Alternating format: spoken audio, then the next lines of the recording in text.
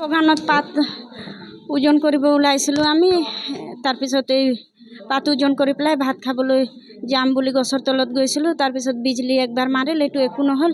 ছেকেণ্ডবাৰ আৰু এবাৰ মাৰিল, তেতিয়া ইহঁতে তিনিটাও পৰি গ'ল। কোন কোন আছিলে? অৰুণা ঘাটোৱাৰ, ৰূপালী তুৰী, সুনিতা তিৰ্কি। সুনিতা তিৰ্কি ডেথ হৈ গ'ল আৰু দুজন একেবাৰে চিৰিয়াছ আছে, ইহঁতক তেজপুৰ ৰেফাৰ কৰিছে। ওৰাং বাগানত পাত ছিঙিব গৈছিলোঁ, 13 নম্বৰ বাগানত। 13 নম্বৰ লাইনৰ বাগানত আপোনালোকে একেলগতে কাম কৰি আছিলোঁ, 400-500 মহিলা। আৰু এনেকুৱা হৈ গ'ল। সময়মতে এম্বুলেন্স পাইছিল? পাইছিলোঁ সময়মতে।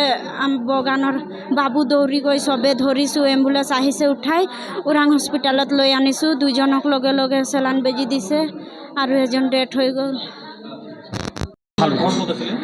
এজনৰ ঘৰ আমতল ভেৰগাঁও, ডেথ হোৱাৰ ঘৰ আমতল ভেৰগাঁও, সুনিতা তিৰ্কি।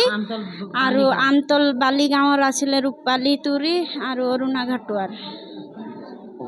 একেলগত আমি কাম কৰি আছিলোঁ আৰু আমি মানে পাতটো ওজন কৰি আছিলোঁ। সিহঁতৰ আগফালে আহি মানে ভাতটো খাব মানে তেতিয়াই বিজুলীটো মাৰিলে।